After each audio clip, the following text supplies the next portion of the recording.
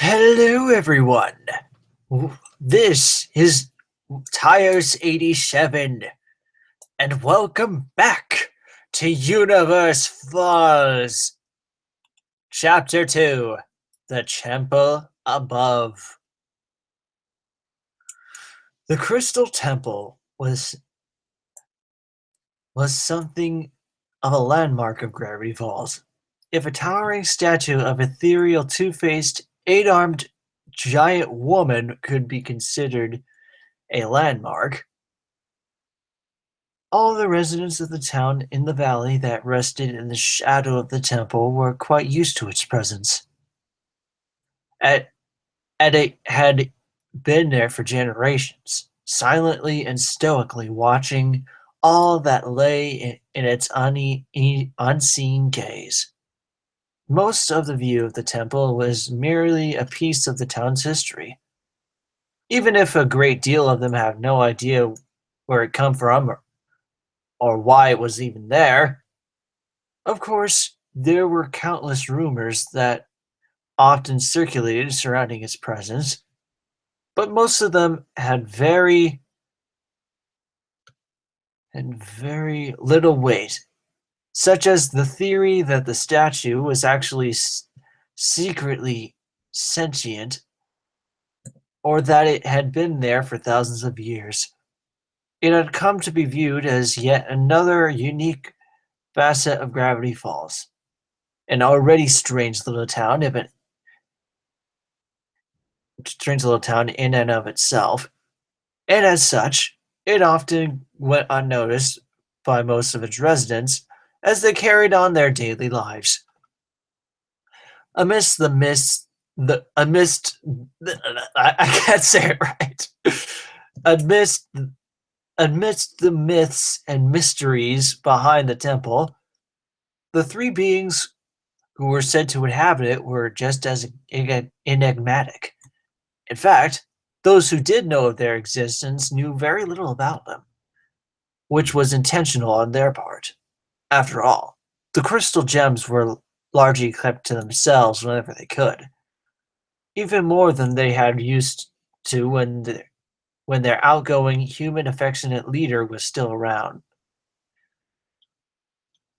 The gems had faithfully followed Rose Quartz's request to remain in Gravity Falls even after she departed from them nearly 12 years ago now, despite the fact that so many memories of her remained there. After all, she had led them there over 100 years ago, and together they have all made the ultimate decision to settle down for a few centuries and investigate the strange happenings that seem to grav- gravitate towards the town. Gravity Falls had barely been but a fledgling settlement when they had happened upon it, and since then they had watched it grow into the small, quaint, yet modern town it was today. Throughout their time there, Rose's goal, above all else, had been to uncover the underlying secret behind why Gravity Falls seemed to be such a hotspot for supernatural anomalies. Unlike any, unlike any even they of the gems had encountered in their centuries of existence. She had reason to follow her gems time and time again, that in doing so, they would be able to better protect the humans that not only lived in the area, but potentially the rest of the world at large. However, in the end, she never reached a definite conclusion, for instead of finding satisfaction in solving the greatest mysteries of all time, the leader of the Crystal Gems found it in another place instead. The other gems, save for perhaps Garnet, could have never anticipated the result of Rose's relationship and ultimate romance with a man by the name of Greg Universe. Greg had been a young musician when he had first encountered Rose while performing a concert in Gravity Falls. at which the pink gem had been sole attendee, and it and in an indescribable, almost magical way, the simple human man made the illustrious gem warrior were attracted to each were attracted to each other from the moment their eyes first met. Rose and Greg's romance had been brief but beautiful. Their love, lauded by Garnet, laughed by Amethyst, and loathed by Pearl, had ultimately culminated in what was perhaps the richest way a couple could show it: their decision to bear a child. Unfortunately, despite their well intentions, this choice did not come out without its consequences. Going in, Rose had come to realize that, because of her status as a gem and the fact that she was incapable of naturally bearing a child like a human woman, the only way her baby could survive was under one condition. She had to sacrifice her own gem and therefore her physical essence, so the infant could be brought into the world, even if it would be without her. The deciding process had been long and tremulous, but in the end, both Greg and Rose agreed that to the most selfless choice of action. They would have a baby together, regardless of what they both knew what they would lose. The Gems have been adamant against this choice at first, especially Pearl for obvious reasons, but after some coaxing from Rose, they eventually learned to accept it. In the end, the Crystal Gems lost their beloved leader, and in her place, they were to help Greg bring up her half-human, half-gem son, Stephen. Regardless to say, for the first few years, the Gems were somewhat distant from both this new addition to their lives, as well as the human world in general, keeping themselves busy with fighting off gem monsters as opposed to chasing anomalies as Rose once had. It was an easy way to distract themselves from the uncomfortable truth that she was gone, most likely never to return. And yet, what the other what the other gems, who had been so close to Rose and so miserable to see her pass, could have never guessed that the way they would ever grow to actually become fond of Stephen as they did.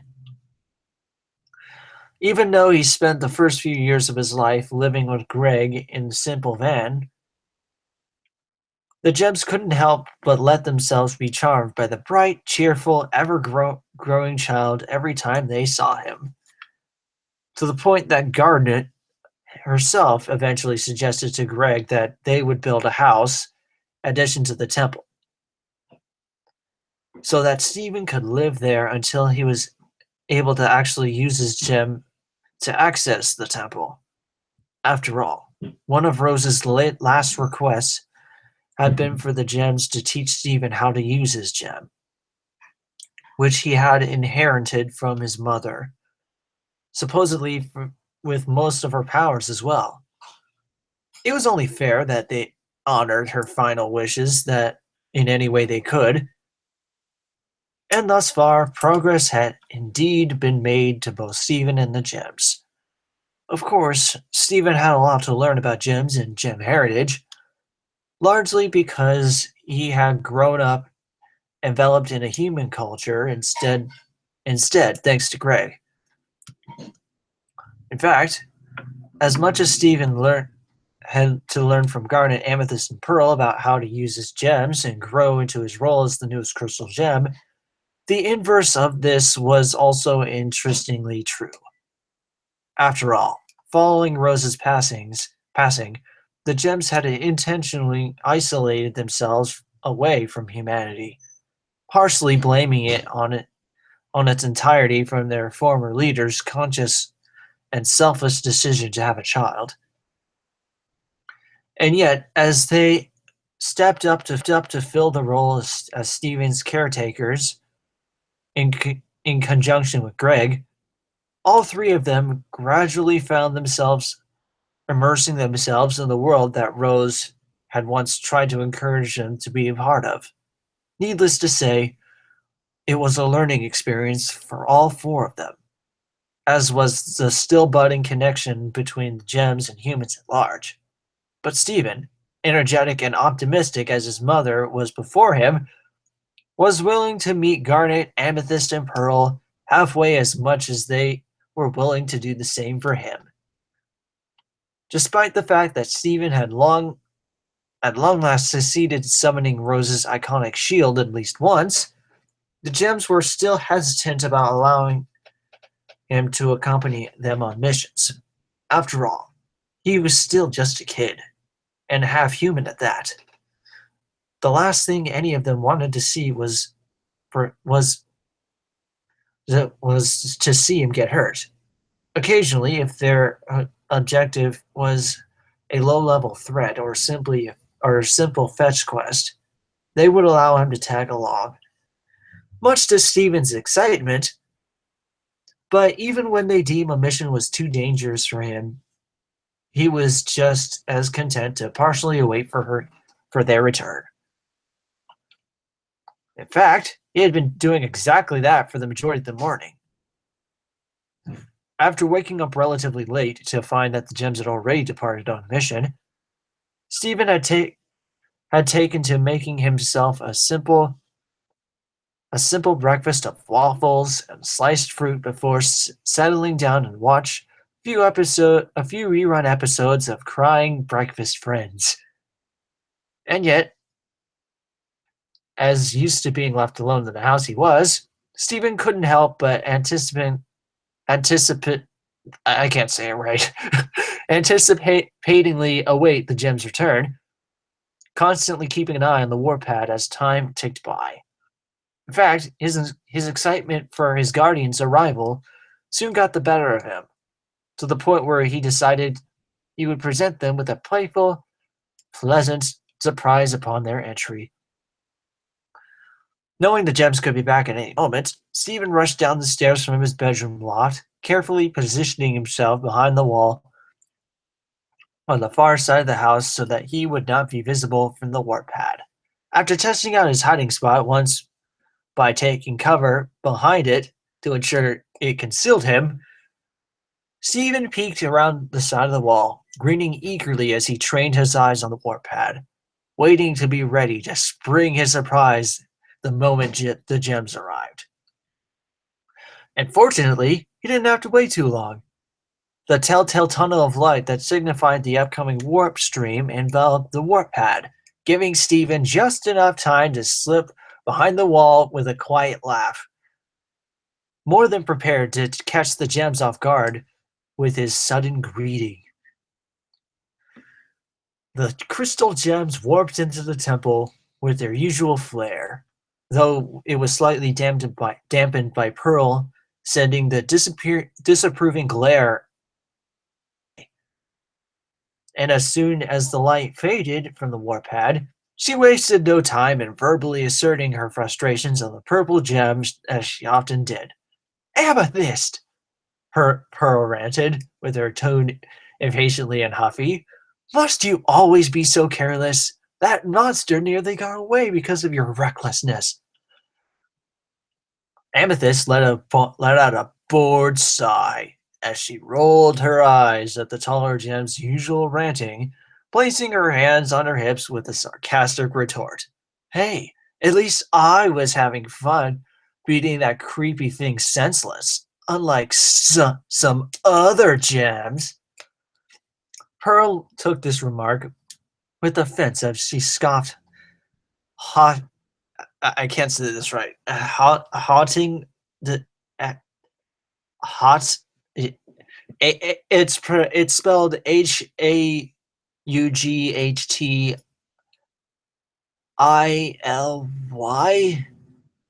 If you guys can help me out with that word, with that word, I'd really appreciate that. crossing her arms as she glanced away bitterly. Regardless, it's a good thing that I was there to rein you in, as usual, the white gem admonished. Oh, please, Garnet groaned with annoyance. You're not even the one who poofed that monster. It was Garnet who. That's enough.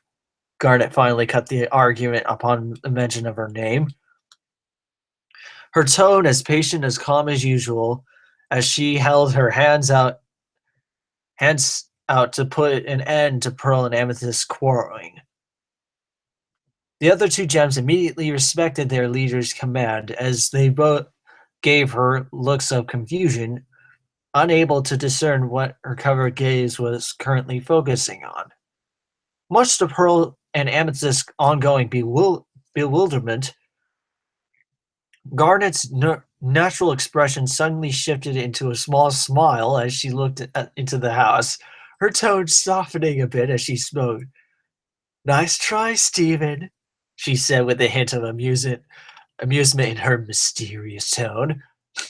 A burst of brief disappointment filled Stephen upon being called out, and yet he hesitantly poked his head around the wall with a defeated grin. His surprise mildly ruined at best. Ah, Garnet! He he exclaimed with a disheartenment, only somewhat surprised that the tall gem had prematurely discovered him. How'd you know I was here? Lucky guess, Garnet said vaguely, still grinning as she casually adjusted her shades. Yo, Steven! Amethyst greeted with a newfound grin as she left off the warpad. The other gems following suit, and as they came and meet to to meet Stephen halfway, as he left his failed hiding spot. How goes it? What are you planning on getting onto today? Me and Connie are going down to the Mystery Shack, Steven said enthusiastically, eager to show his newest and by far closest friend to see what was perhaps his favorite locale in Gravity Falls. Can you believe she's never been there before? Yes, Garnet said flatly as she crossed her arms. I just don't understand what it is about that place you find so fascinating, Stephen. Pearl pondered with a slight frown. You know we fight infinitely more interesting things on a daily basis than the fake attractions they have at that old rundown shack. Come on, P. Amethyst said as she came to stand beside Stephen, sharing his wide grin. Don't be such a prude. The Mystery Shack has some freaky awesome stuff in it, right, Stephen? Yeah, Stephen readily agreed, having been a frequent visitor to the Mystery Shack, enough to know its odd exhibits well. Like the Sasquatch.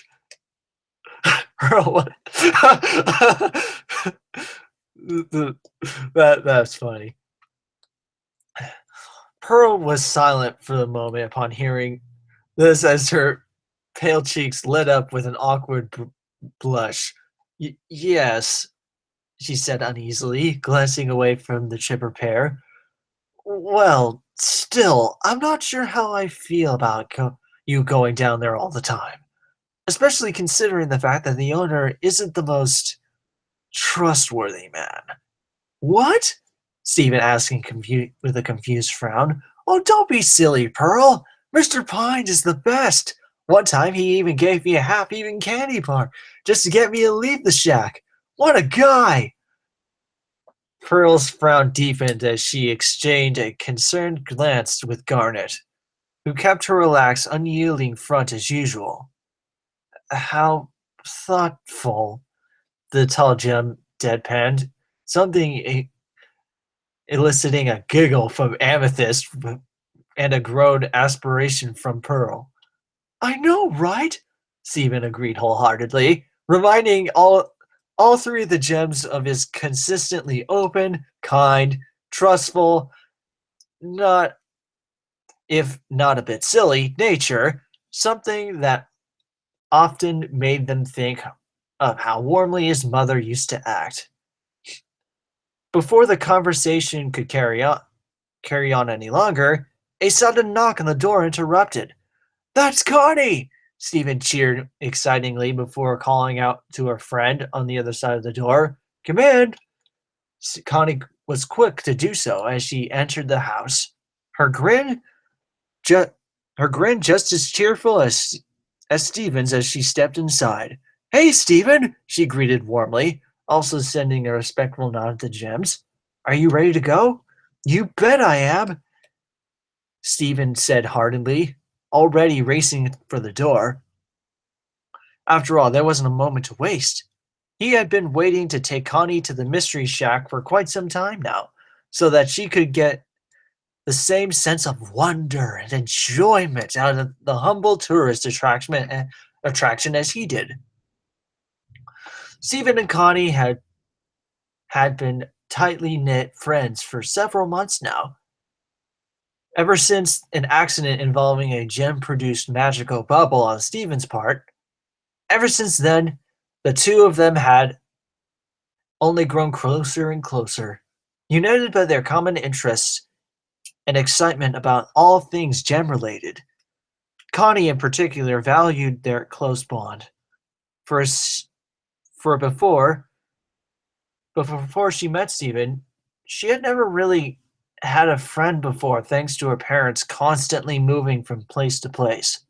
Fortunately, though, it seems as though Connie and her family were going to stay put for a while, living in a small suburban area just outside of Gravity Falls, in a convenient enough distance away from the Crystal Temple, much to Stephen's delight.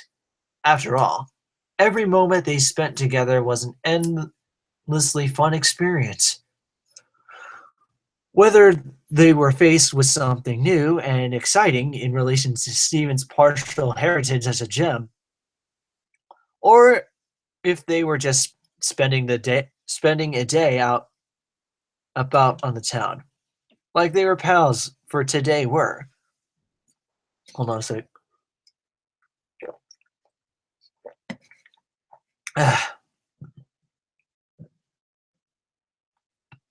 Now be careful, you two, Pearl called out cautiously after Stephen as he hurried out with Connie. Don't get don't get into any trouble out there, but have fun, Scarlett said with an easy smile, trusting that Stephen and Connie would mind themselves just fine. Yeah, and don't forget to stop by the outhouse of mystery for me, Amethyst added with a sly laugh as the kids went outside of the porch. Outhouse of mystery? Connie asked Stephen with an amused grin as they were outside. Yeah, Stephen confirmed, referring to his extensive knowledge of his favorite tourist trap. It's right next to the bottomless pit. Connie laughed with the response as Stephen made it over to Lion, who was curled up with a large, sleeping pink ball of fluff near the door. Based on everything you told me about it, this Mystery Shack place sure does sound, well, mysterious. It's so cool, Connie. Stephen gushed, his eyes alight with enthusiasm as he climbed up on Lion's back. I'm sure you love it. There's stuff in there you wouldn't believe until you see it. I'll take your word for it. Connie giggled as she graciously accepted Stephen's hand and helping her up on Lion behind them. Now come on, Stephen said as he glanced down Lion, who was heavily snoozing, regardless of the two children on his back. Wake up, Lion, let's go! Though Stephen wanted his soft pink animal companion to instantly be roused and ready to race down the hill, Lion merely responded to his command with a passive yawn, readjusting his large paws to cover his face to continue to sleep. Stephen laughed good good-naturedly at this, knowing that the gentle giant only occasionally listened to him, most of the time, opting to be stubborn and apathetic instead. But all the same, Stephen had appreciated and loved the lion from the moment they first encountered each other in the desert, which had ultimately led to the somewhat working companionship that they currently had. Okay then, Stephen glanced back at Connie with a bashful, somewhat embarrassed grin.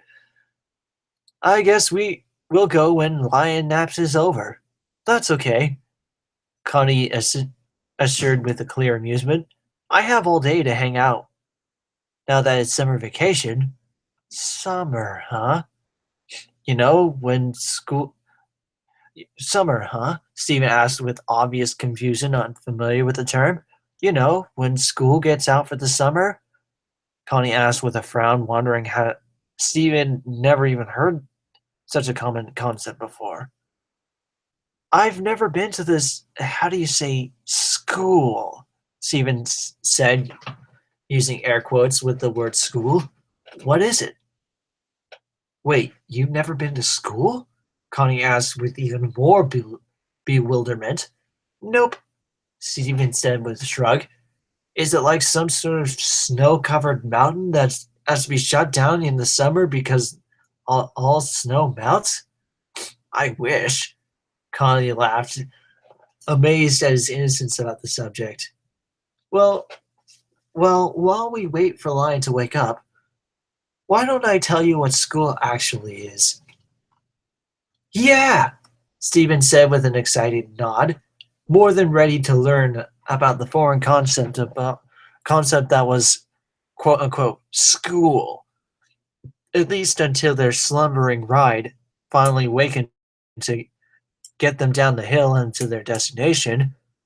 And then, when Lion does wake up, off to the Mystery Shack we go! Well, guys, this has been Let's Read Universe Files Chapter 2. Hope you all enjoyed this episode. If you like it, like, comment, and subscribe. Or you can read it yourself if you actually want it. But if you're feeling lazy, read this story. Just wait for the next episode. Like, comment, and subscribe to my channel. Bye-bye! Yeah.